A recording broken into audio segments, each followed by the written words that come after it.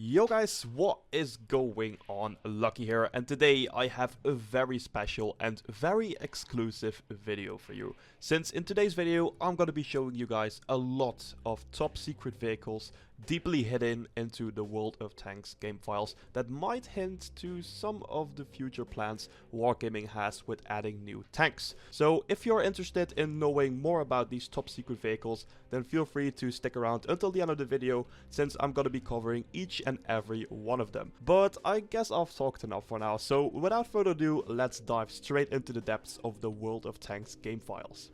Alright guys, so here we are, we successfully arrived at the World of Tanks vehicle compare screen. And right off the bat, you might already see by looking here like, wait, what are all those special tanks? I've never seen them before. Well, don't worry, as I already told you in the intro, I'm gonna be covering each and every single one of them into this video. And I'm gonna be telling you guys exactly what I already know about the vehicles and what I believe Wargaming is going to do with the vehicles in the future. So before we're gonna start off, I first gotta tell you that I'm gonna be splitting up each and every special vehicle into their own designated nation. So I'm first going to be covering every special vehicle that the German nation has to offer, then I'm going to be covering every special vehicle that the Soviet nation has to offer, etc, all the way up until we reach the end where I've covered each and every single one of them. So I don't know, this might be a pretty long video, but I definitely think it's going to be a very interesting video, especially if you are interested in the future plans Wargaming has with World of Tanks. So without babbling too much, let's actually dive into the very first vehicle that I have to offer for you. And as you can see, it is the Waffentr&auml E100. So the veterans among you who played World of Tanks already a couple of years might recognize this vehicle as being one of the previous quite overpowered autoloading tier 10 German tank destroyers. Because all the way back in 2013, the Waffentr&auml got removed because everyone thought it was too overpowered. And I don't know, I wouldn't say it was overpowered in my opinion, I just thought it was way too unbalanced. Because it literally sacrificed every stat for like the biggest and most fearsome gun in the entire game. But if you take a look at the stats of this version of the Waffentr&auml, it definitely does not look like anything we are used to back in 2013. Because right off the bat, the first thing that you can see is that this version of the Waffentr&auml only does 490 alpha damage, where the original one from 2013 did 560 alpha damage. Basically, this Waffentr&auml version has the Ferdinand's top gun, while the original one in 2013 used to have the Jagdtiger's top gun. And if you take a look further at the stats, the penetration is exactly the same as the Ferdinand's gun. The rate of fire is obviously different because this is an autoloader, and as you can see right here, this thing has 5 shots into the clip. And just only looking at the gun stats, I believe that this might actually be way more balanced than the Waffentr&auml that we're all used to today. I think if I also take a look at the other stats like survivability, it still has the shit turret. Mobility, it's still mobile. And yeah, concealment, it still has absolutely 0 camo rating, and yeah, the spotting doesn't really matter anyways. But just taking a look solely at the firepower stats, I think with these stats, the Waffentr&auml might actually be semi-workable / semi-balanced if it were to be reintroduced into the game in this current state with all these current stats. So what I think Wargaming's plans are with the Waffentr&auml, since they already have the HD file ready to go into the game, I think that Wargaming might add the Waffentr&auml as a secondary lightly armored tier 10 German tank destroyer next to the Guerilla 15. So that you have two options from the Waffentr&auml Panzer IV. You can either go to the Guerilla 15 or you can either go to this newly rebalanced designed Waffentr&auml E100. But obviously I do not know this for sure, it's just a speculation, but I personally think it would be really cool to see the Waffentr&auml back in action, but in a little bit more balanced way. So that's basically all I have to tell you about the Waffentr&auml. Let's now quickly move on to the next one that we find in the game files, and that is this baby right here. So there's actually nothing too much special about this thing stat wise, but as you can see, it's simply called the Scorpion without the G, since everyone knows that the G stands for the special camo that the usual Scorpion has that we all could buy, you know, with the yellow desert camo. But this is actually the blank version of the Scorpion without any camo, and to be honest, I think it looks pretty weird, you know, it looks pretty boring with just the stock German camo. But little thing to note is that you still have this poster of this German actress in there. And that's actually the first thing that I noticed for some reason. I don't know why. But for the photos, if you take a look at the stats, everything is exactly the same as the Scorpion G. So nothing really special about this vehicle, since it's just a Scorpion G without the desert skin. But the weird thing about this is why Wargaming haven't sold this thing. I mean, I'm pretty sure that people also like the Scorpion with the normal standard German camo. But that's also why it still is actually quite a special tank, because it literally hasn't been sold yet. So yeah, that's everything I have to say about the Scorpion. Pretty much nothing special. So now let's move on to the second vehicle, and oh boy, this is a very interesting one. Take a look at this. It's also a very old familiar tank that most of you veterans already know about. It's the Aufkl&auml Panther IV. And it is, as you can see right here, now a tier 8 German light tank. And Wargaming gave it a very nice sleek looking HD model as well, as you can see right here. And I don't know, since I'm not familiar with the original stats of the Aufkl&auml Panther, but since the original Aufkl&auml Panther used to be, I believe, a tier 7 vehicle, correct me if I'm wrong, but I believe it used to be a tier 7 light tank back in the days. I think Wargaming buffed up the stats a little bit of this version just to fit it into the tier 8 matchmaking. But as you can see, 165 damage per shot, quite decent for a light tank. 221 penetrations, actually very good for light tank purposes. That's like the average penetration that most tier 8 medium tanks have. So that's very good. 4.7 second reload is meh. It's kind of comparable with the Cromwell, I guess. Therefore its DPM is not that special if you were to compare it with a medium tank, but I guess for a light tank 2.1k DPM is pretty decent. Accuracy wise, 1.44 second aim time is pretty good for a light tank, and 0.29 second aim time, that's also pretty damn good for light tank standards. And if you just add the fact that it has 10 degrees of gun depression to it, this might actually be a very competitive tier 8 light tank if Wargaming decides to release it, of course. So further on the survivability, it has 1100 hit points, which is quite a lot for a light tank again, but I guess that's mainly because it's based off the hull of a Panther. Therefore it also has a quite big profile for a light tank, so it's pretty much a lot easier to hit than your average light tank, I guess. So mobility wise, it weighs 41 tons, has a 1200 horsepower engine. Jesus Christ, that is a lot for a tier 8 light tank. And just considering it only weighs 41 tons, that results into a horsepower to ton ratio of 28, which is fairly decent for a light tank. Then again, 60 km per hour top speed forwards, 22 backwards, again pretty nice, and a traverse speed of 45 degrees per second. So I guess this light tank is gonna be a pretty competitive one, just looking at the stats up until now.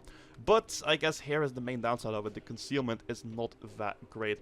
Of course, since I already said, it is based off the hull of a Panther, and the Panther is quite a big tank, so that's also result into not having that great concealment rating for a light tank.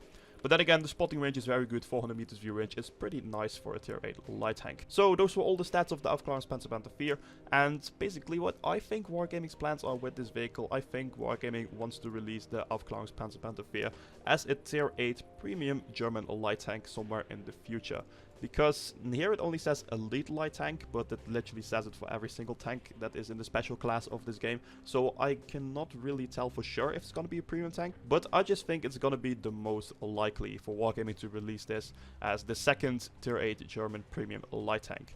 Another option could also be that's going to be a secondary option for the regular standard German light tank route. And what I mean with that is that instead of going from the SP1C to the HWK, you can go from the SP1C to the HWK, or you can go from the SP1C to the Aufkl&auml Panther, and then from those two you can go back to the RU251. But I believe that to be very unlikely, since if you take a look at it, it doesn't really fit into the normal standard German light tank line, if you ask me, because it's actually a lot bigger and it has a very different shape. So my biggest guess is it's probably going to be a tier 8 German premium light tank that Wargaming is going to be releasing somewhere into the future. So next up in the list we have a little bit more of a boring one, but I still think it's worth mentioning. It's a standard version of the VK16801P, and everyone knows this vehicle as the Mauerbrecher because of its Mauerbrecher skin, but this is actually just the, I guess you could say, naked version of this tank. And personally, I would like this version way more, and that's simply because it has a flipping bike mounted on the turret. I mean, how cool is that, right? It also has the bike mounted in parts onto the rear of the tank, as you can see right here. But for the further rest, other than that, it's exactly the same as the Mauerbrecher, except for the special camo, of course. But nevertheless, as you can see for the further rest, the stats are exactly exactly the same as the Mauerbrecher. So no special things there except for the camo.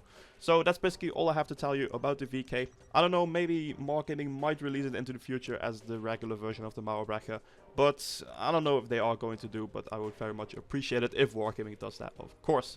But now, without further ado, let's move on to the next secret tank. So the next secret tank that I'm going to be covering for you today is the VK4502B7. And as you can see right here, this is looking quite familiar, isn't it? Well, that's mainly because this thing is almost the same as the Tier 9 German heavy tank that leads up to the Panzer VII. And if you take a look at it, it simply has exactly the same hull, but it has a stock turret and a stock gun. But it is listed as an elite heavy tank at Tier 7. So my guess is that it might be a future Tier 7 German premium tank. But of course, I'm not 100% sure about that. Well, anyways, let's take a look at the stats. So it looks like it's using the Tiger stop gun, the 8.8 centimeters, since it has 240 effort damage and 203 penetration. That's pretty much exactly the same values as the Tiger 1 has. It has 7.38 second reload, which is actually quite okay for that gun. Accuracy-wise, it's kind of average, kind of meh for a heavy tank. And the DPM is pretty atrocious, only 1951. That is quite bad if you compare it to the DPM of the Tiger 1, which obviously is much more. So then, moving on, the survivability, it has 1500 hit points, exactly the same as the Tiger 1. It has 80mm of hull armor, front, side and rear, which, I don't know, is it gonna be good at Tier 8? I really don't know, since it already also has this slope right here. But I guess it's gonna be very much like, I kind of forgot the name, I'll put a picture on the screen right now, but the other Tier 7 German heavy tank that they introduced, it was the VK with some numbers after it. I guess you guys probably know what I mean, but I think the armor of this thing is probably gonna be very similar to that tank. But if you take a look at the turret has 100mm at the front, 80 at the sides and 80 at the rear. And I think that 100mm at the front is going to be a weakness of this vehicle, since as you can see it might be round, but if you decide to shoot right here at the flattest point, you just have about 100mm flat, and that's pretty much enough for most Tier 6 and definitely Tier 7 tanks to shoot straight through that. So armor wise, I don't really know about this vehicle. So let's actually move on to the mobility. It has a 700 horsepower engine, weighs 65 tons, which results in a horsepower to ton ratio of around 10, which is not particularly fast. 35 km/h forward top speed, 15 backwards, again that average for a heavy tank. 29 degrees a second reverse speed is also maybe a little bit below average for a heavy tank, but still it's not mouse-like, you know, so I guess it's gonna be okay. Then again, concealment doesn't really matter since it's a heavy tank, and spotting 370 meters view range, again that average for a Tier 7 tank. So yeah, the VK4502B7. What do I think about this tank? Well, the most straightforward option is that it's gonna be yet another Tier 7 German premium heavy tank. But there might also be a second use for this, because if you take a look at the German tech tree right here, at Tier 7 is currently the Tiger P, so I think it might also be the case that Wargaming in the future might swap the Tiger B, maybe slot them back one slot together with the Tiger 1 and maybe slot the VK B7 right up here so it follows through to the VK and to the other VK and then to the Panzer VII. Or as I already said, it might be just a premium tank. Who knows? I guess we just need to wait. I can't really tell you guys too much about this since I literally do not know. So then moving on to the next one, we have yet another Aufkl&auml Panther, but this is just the regular Aufkl&auml Panther. It's not with the Panzer V variant. And as you can see, it's literally a downgraded version of the one we've already covered before, but this one sits at Tier 7. As you can see, it has a different gun. It only does 70 effort damage with 67 average penetration for a Tier 7. Oh my god, I don't really know what to think about this. That is atrocious. 67mm, that's even bad for a Tier 5. So, wow, that's quite shocking, I guess. But then again, it has a 2-second reload time, so it might be like that very fast reloading gun like we have seen on the Matilda. So, I don't know. I guess you need to be a very skilled light tank player in order to excel in this thing. So, yeah, furthermore, it's pretty much the same. Of course, that's less hit point because it's lower tier. But the mobility is also about the same for the respectable tier. But the camo value is actually a lot better than the Tier 8 one. So, I don't know, what could that be, since the hull is pretty much the same? I don't really know, can't really tell you. Again, spotting range is pretty good for a Tier 7, it's 380 meters, that's pretty nice. But overall, I don't even know if this vehicle is meant to be released in the game at all, since the stats really don't make any sense in my opinion. So yeah, this is actually the first vehicle that I can't really tell you guys what I think gonna be Wargaming's plans with it in the future. So I'll just leave it for this, but for now let's just move on to the next secret tank. So next up in the German tech tree we have yet another version of the Waffenträger of E100, but this time it's the P version. I don't know what the P stands for, but it might stand for the different gun that it uses, since this thing actually uses the exact same gun as the original 2013 version used to use. Because it's pretty much the Jagdtiger's gun, it has 560 alpha damage, 276mm of penetration, and it has a 5-clip autoloader. I guess this is basically the Waffenträger at the last stage once it got removed from the game. So what I do know about this one is that the Chinese server actually sells this version as a premium tier 10 tank destroyer for like what, $120, which is absolutely insane by the way. So that's the only thing I know about it. I don't think Wargaming is gonna do anything with this thing into the EU, RU or America cluster. So I guess it's just gonna be in there solely because the Chinese server uses it, and I guess they were too lazy to remove the model from the endgame files. So for the further rest, survivability, mobility, it's exactly the same as the Waffenträger that we previously covered. So again, it's pretty much the same, but just with the other gun. And again, I don't really think Wargaming has any plans with this version of the Waffenträger for our servers. So don't worry guys, it's not gonna be OP fast all over again. At least I hope. So then moving on to the next special tank, it's gonna be the Panzer V BPA, and I actually know what this thing actually is. It's actually a very old tank that used to be gifted to alpha testers in the very early days of World of Tanks. And as you can see, it has pretty much the Panzer IV gun. I'm not going to be calling up all the stats because the video is already getting quite long, so you could just take a brief look at it. So again, this is not really such a special vehicle since it has been in the game since, I guess, the fairly beginning days of World of Tanks. So it's basically a Panzer IV with a Panther hull in a nutshell. So yeah, that's all about the Panzer IV BPA. Let's actually move on to the next pick that I have on this list, which is the Tiger 217. And what's the first thing that comes up to you if you see this tank? Yeah, that's right. That was exactly the same with me. This thing looks exactly like the Tiger 131. It also has about the exact same camo tint, but with different numbers written on the turret. And if you take a look at the stats, yeah, they're literally exactly the same as the Tiger 131 stats and the Heavy Tank number 6 stats. So I guess this is going to be yet another iteration of the Tiger that Wargaming might sell during a special event, so nothing too special about it, just another iteration of the Tiger. Then next up we have yet another alpha tester tank. This is the Panzer V IV Alpha. Again, just same story as the Panzer V BP Alpha. This is just a Panther hull with a Panzer IV turret and I guess slightly different stats at a slightly different tier. So again, it's just a gift for alpha testers as it's been in the game since the beginning of World of Tanks. Nothing too special about it, so let's quickly move on to the next tank on the special list. So next up we have something that you might have already heard something about. It's the Kanonenjagdpanzer 105. I guess everyone already knows the regular Kanonenjagdpanzer with the 90mm. This is actually a new version of the Kanonenjagdpanzer but with the 105mm gun, which Wargaming have already confirmed that they're gonna be planning to release this thing into the near future as a tier 8 German premium tank destroyer and as a replacer of the normal 90mm Kanonenjagdpanzer. So as you can see, mobility wise, survivability wise, concealment wise, it is literally exactly the same stats as the regular 90mm Kanonenjagdpanzer. And the only difference is the gun. Because it's a 105, it does 390 alpha damage, 268mm of penetration. That's actually pretty damn good. And by the looks of it, this kind of reminds me of the Leopard 1's gun. So it basically is the Leopard 1 gun, I guess, but on a tier 8 tank destroyer. So rate of fire 11 seconds, that's actually not too bad considering it is a 105mm mounted on a quite small tank destroyer.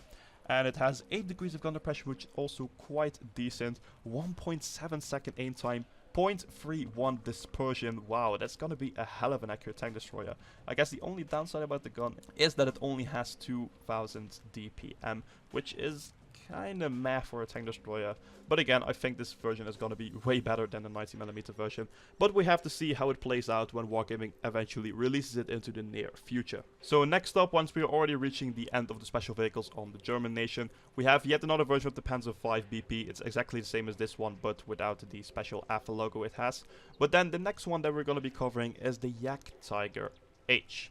And this one is very, very interesting in my opinion, because it is basically the tier 9 Jagdtiger that we're all used to, that's in the normal stack tree, but downgraded to tier 8 and as a tier 8 German premium tank destroyer. At least I believe it's going to be yet another German premium tank destroyer. But the main difference between this thing, the Jagdtiger 88, and the normal Jagdtiger is that this thing basically uses the same caliber gun as the Ferdinand. Since it does 490 alpha damage, it has 246mm of penetration, 12-second reload. This actually sounds pretty familiar to a Ferdinand.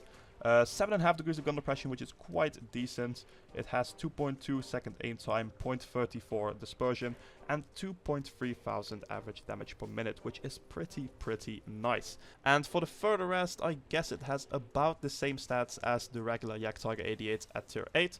So if you want to know more about that, just take a look at the Jagdtiger 88 stats. But just looking at this gun, I think this version of the Jagdtiger is going to be way more competitive as a tier 8 tank destroyer than the Jagdtiger 88. Fair enough, it might actually have, well actually I don't know, does it have less average damage per minute?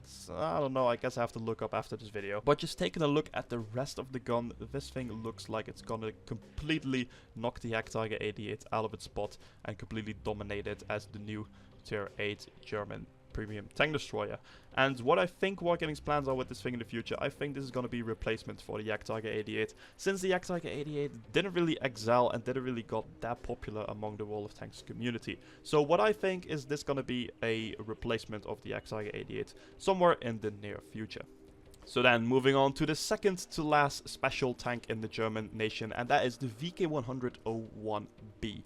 And the VK101B looks exactly and almost is exactly the same as the regular VK101 that we have currently in the tech tree, sitting in the mouse line.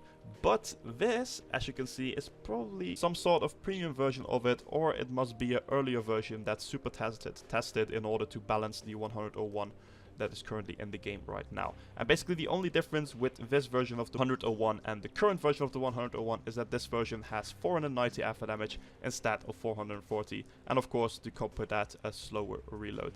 For the further rest, these vehicles are exactly identical. So I believe this is just a remnant of the super test version of the VK101 that is currently into the game, but they kind of tested it with the 490.